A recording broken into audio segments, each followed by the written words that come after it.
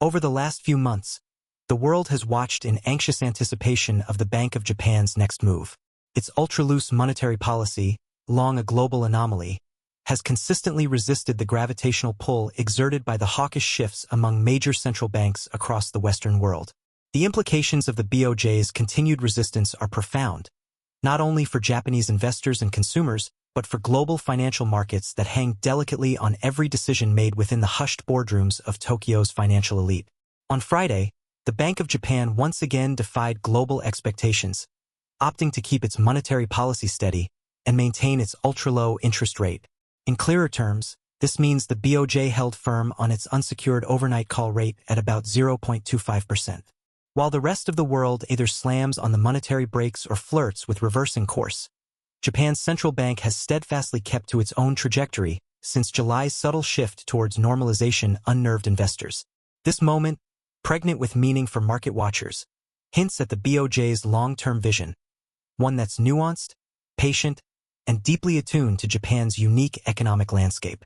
If there's a word that defines Japan right now, it is wait. Japan is treading an unusual path. While major economies are grappling with runaway inflation and aggressive tightening campaigns, led by the Federal Reserve and its rapid-fire rate hikes, Japan remains a sedimentary rock in the fast-moving current of global finance. For observers reading flashpoints in the international media, this might feel overly cautious, perhaps even bordering on complacent. But the truth lies beneath the placid surface. Governor Kazuo Ueda and his prudently cautious board have maintained a doctrine of watchful waiting. Their reasoning, as iterated in today's policy announcement, hinges on Japan's complex dance with inflation, public spending, and a fragile global financial situation. The BOJ raised its assessment of consumer spending, acknowledging the uptick in wage growth and healthy levels of economic activity, but officials repeatedly underscored the need for vigilance. Their priority, controlling inflation without stifling Japan's long-awaited recovery from the prolonged economic malaise that has plagued it since the late 1990s. Critics, of whom there are many, will claim the BOJ's staunch reluctance to raise interest rates at a quicker clip puts Japan out of step with economic orthodoxy. Here in the United States, the Fed's aggressive hikes have been more or less enthusiastically received, with Jerome Powell's campaign to cool rampant inflation applauded as necessary, if not exactly beautiful. But in Japan, economic growth has been lighter, more tepid. It's a challenge, often likened to the delicate art of gardening, nurturing fragile shoots in an environment that has historically resisted flourishing growth. And this means taming inflation isn't the singular lens through which to view Ueda's strategy. In Friday's announcement, there was one notable alteration to communication channels. The BOJ chose to remove its previous explicit language about continuing to raise rates if certain future milestones were met. The market gymnastics we saw in July, spurred largely by hawkish tones in that policy statement, are behind us for now. Even so, seasoned market veterans know the BOJ will continue to survey the tea leaves of both global and domestic data before making a definitive jump toward normalizing interest rates further. There is a broader story here that relates to the continued reverberations of a global market meltdown that occurred in early August. Triggered largely by the Fed's accelerated tightening and exacerbated by the BOJ's surprising hawkish turn just days prior, investors shifted to safe havens and sighed collectively as the Nikkei 225 index took its biggest single plunge in history.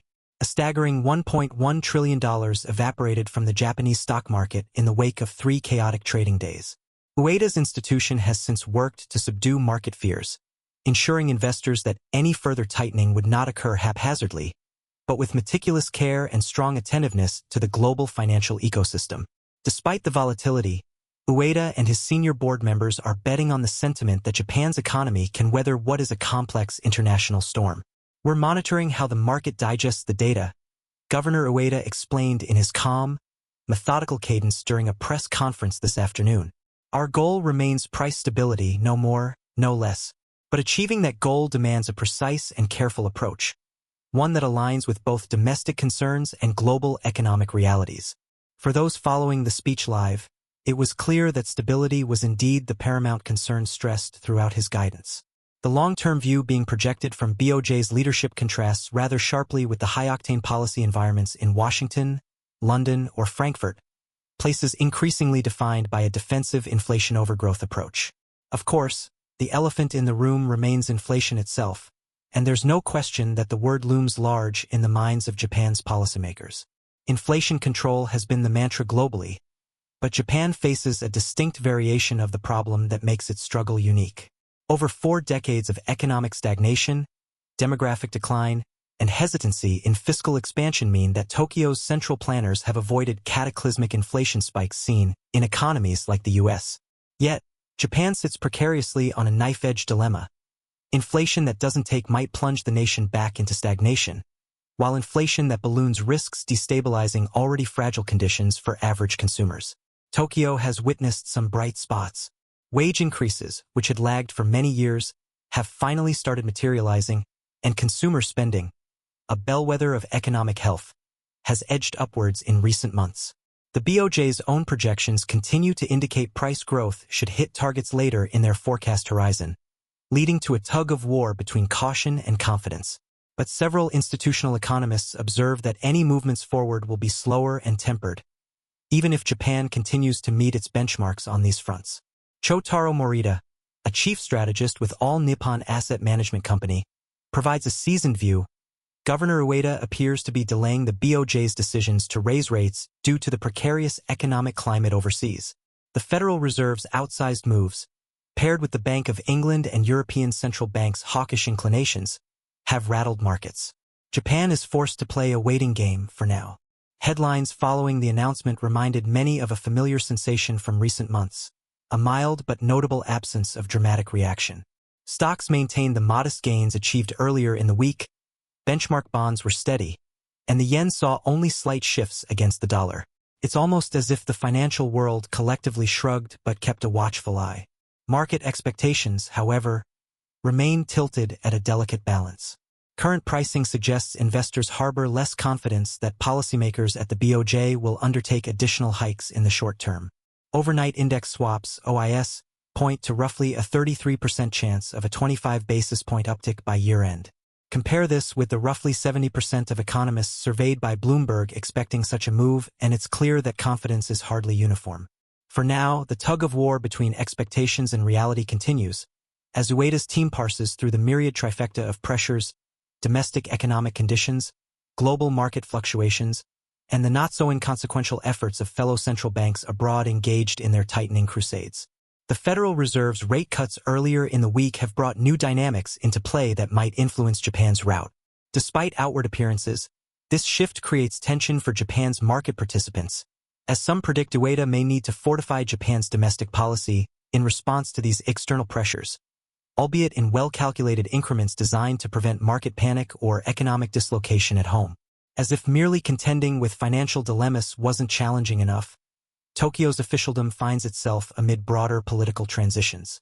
In just over a week's time, Japan's ruling Liberal Democratic Party, LDP, will select its new leader, a process that almost surely translates into the office of Prime Minister. Given the LDP's control over Parliament, the stakes are high. An estimated 9 different candidates stand in contention for the top spot, with potentially divergent interests in re-accelerating growth, employment, and inflation targets. Among them, Sanai Takaichi has attracted particular attention. According to Bloomberg Insights, 86% of the economists surveyed indicate she could complicate the sketched trajectory of the BOJ's current normalization plans. Her stance on continued monetary easing would suggest an extension of previous policy under former PM Abe's Abenomics.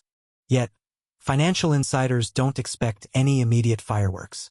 BOJ insiders, well connected to the comings and goings of Japan's ruling elites, remain confident that the incoming government will resist making drastic changes to Japan's fiscal and monetary mix.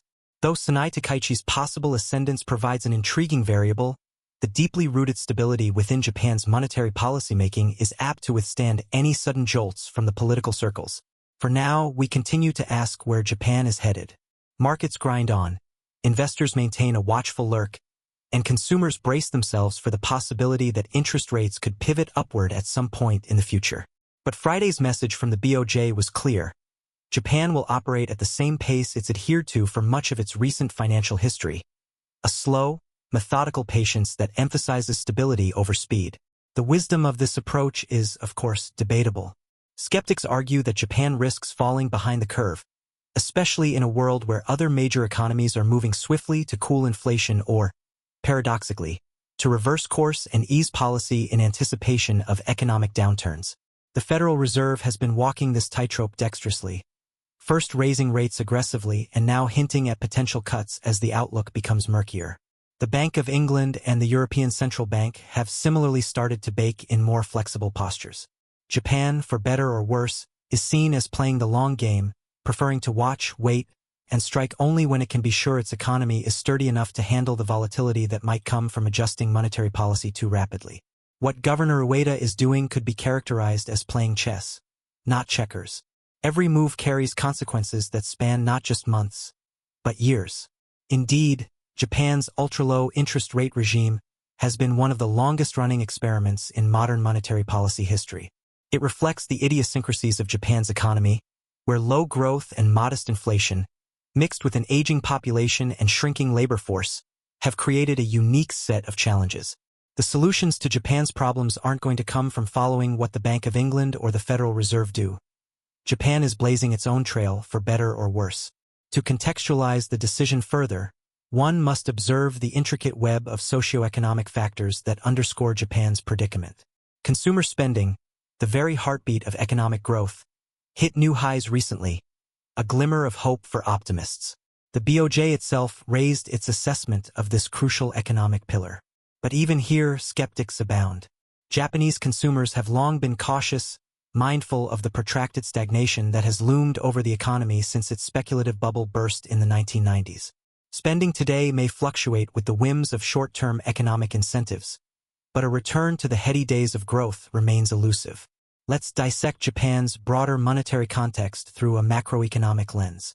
The BOJ's goals are largely tethered to two key indicators: inflation and wage growth, both of which saw incremental improvements this year. This slow rise in wages across the economy has provided the BOJ some credibility in its desire to normalize policy, though doing so too quickly could stymie this progress. After all, Japan has long been the poster child for deflation, an economic ailment notoriously difficult to cure once deeply entrenched. Years of tepid inflation or outright deflation have left a permanent scar on the national psyche, making households and businesses more conservative in their spending and investment decisions. In recent months, though, we've seen signs of what could be stingily described as success. While inflation in Japan is notably lower than in the US or Europe, recent figures indicate that it may be on a manageable upward trajectory, rising steadily enough to suggest that the BOJ's years of efforts might finally be bringing about the price stability it long craved. But there's a tightrope to be walked here.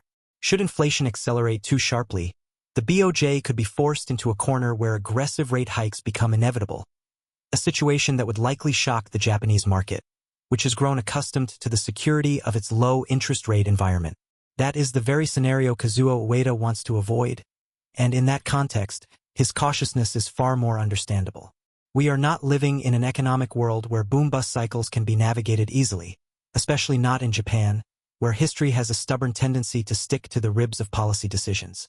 And while other economies are wrestling with the challenge of overstimulation, too much money chasing too few goods, leading to inflationary crises, Japan's aging population means that there simply isn't enough pent-up demand to generate the kind of sustained inflation that might escalate out of control. Even the recent wage increases Japan has seen are fragile, as employers remain wary of opening their wallets too widely, fearful that the economy could stutter once again. Yet not everything hinges solely on the domestic picture. Governor Ueda appears acutely aware that there are external variables in play, chief among them the behavior of counterparts at other global central banks and the unpredictable movements of markets both east and west.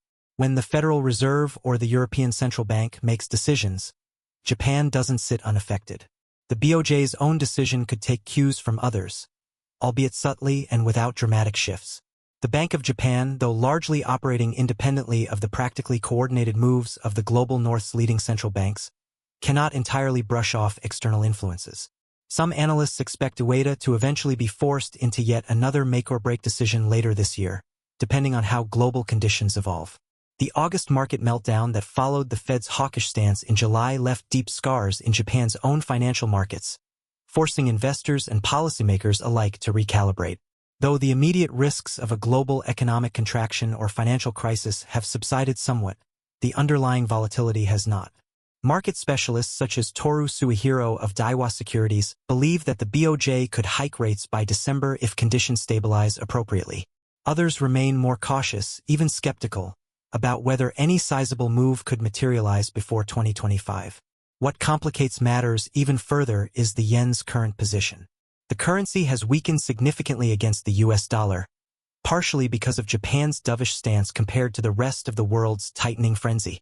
While a weaker yen offers some benefits, like boosting exports, it also raises the cost of imports, especially energy, cutting into corporate profits and squeezing households' purchasing power. These crosswinds leave Japan with a series of unsatisfactory trade-offs. Raise rates too fast and risk suffocating growth. Continue waiting and let further yen depreciation erode buying power, or seek some form of middle ground that likely won't satisfy anyone fully.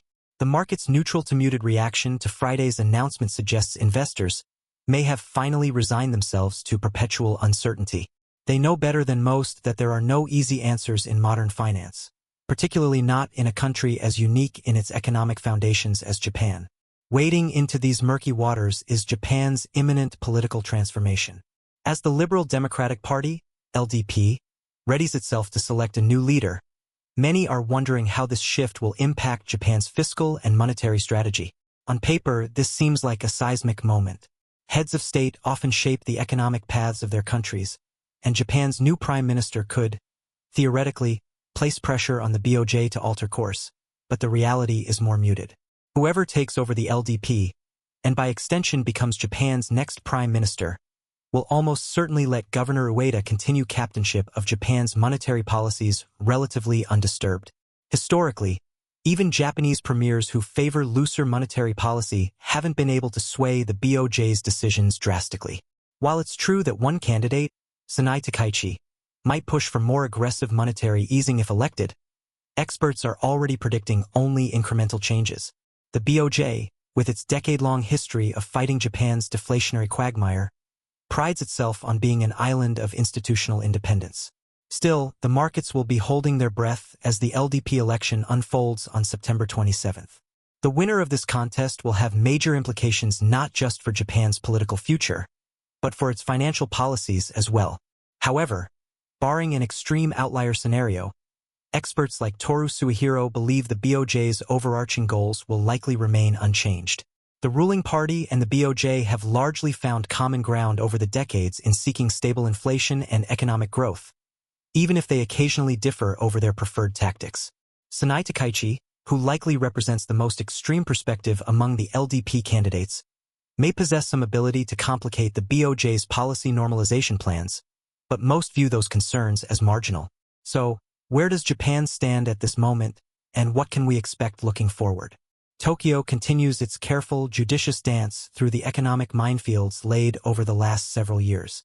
Friday's decision to keep interest rates unchanged signals an enduring patience in a volatile world, affirming once again that Japan won't be rushed into step with more aggressive central banks worldwide. Governor Ueda and the Bank of Japan remain committed to creating a stable, long-term environment where inflation aligns with control measures and wage increases develop organically. The international spotlight on Japan is as intense as ever. After all, when a major economy bucks the global trend, either by staying looser for longer or being steadfastly cautious where others are bold, it often becomes a harbinger of things to come elsewhere. Perhaps it's not a question of if, but when the BOJ will eventually normalize its monetary policy for good. In the meantime, Japan's choices offer a quiet but powerful reflection to a world primed for answers and anxious for quick fixes.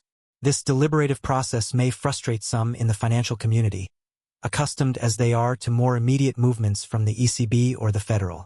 But Japan, steeped in a long history of complex, interwoven economic dilemmas, knows that moving too fast can be as dangerous as standing still. Whether Friday's decision paves the way for more substantial moves later this year remains to be seen. But if one thing is clear, it is this: patience may yet prove to be the most valuable currency of all.